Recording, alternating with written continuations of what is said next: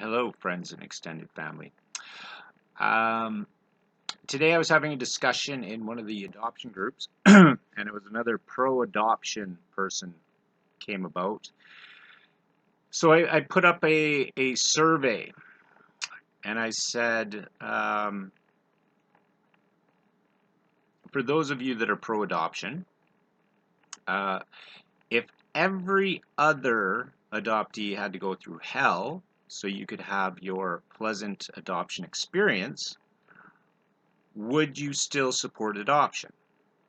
If not, what percentage of adoptees would have to go through hell for you to then support adoption again? And that's how I left it. And a bunch of people came on there explaining adoption to me, explaining the complexities of adoption, justifying, defending, all these things. But not one of them answered the question. So I then erased all I think there was already 10 comments, not one of them answering the question. So I erased it all because it was all garbage. They were not answering the question. So I reposted the question. Let's try this again. Only answer the question. If no, then what percentage? And all of a sudden nobody wants to answer the question. So what does that tell us? It tells us a lot, I think.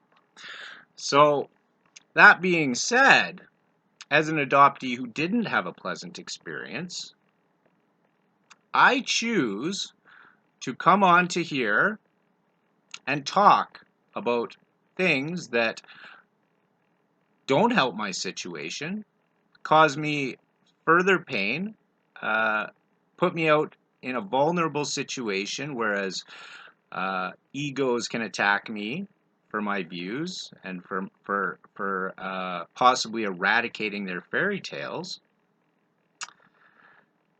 Why? Because I don't want people to have my experience. I don't want people to have to go through what it's like to be separated from their mother, their family, their culture, their heritage, their biological energy. I don't want that. It's not a pleasant experience. And although if you can overcome those challenges and make your way through hell, certainly you could be a bigger, better, stronger person, possibly, potentially. I see that if I could possibly emerge from all this bureaucratic mumbo jumbo and lies and deceptions, that yes, I have gained much wisdom through this hellish ordeal.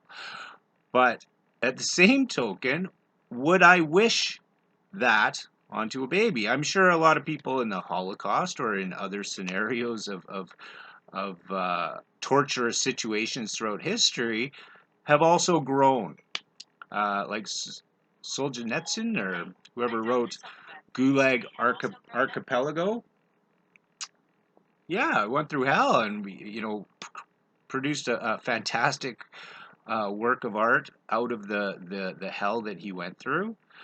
But would you wish that on someone?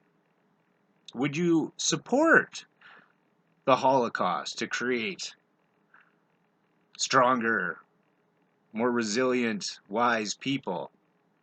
I don't think you would. So the question really gets to the root of it, and apparently it's a very good question. So for those of you who are with me in the sense that adoption's not a good institution, especially the way it sits today, well, there you have it. You can simply ask those questions. How many adoptees need to go through hell so that a few of the adoptees can have a wonderful, blessed experience in adoption and feel that giving up their heritage, uh, family tree, culture, uh, family history, historical history, uh, giving up those things is such a great thing. Well, you know, That seems to defy logic too.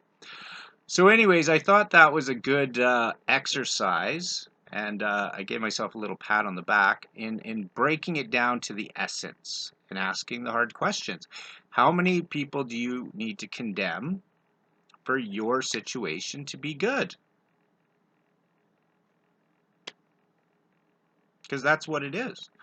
When you come around supporting adoption because you were adopted and had a great experience out of it, well, good for you.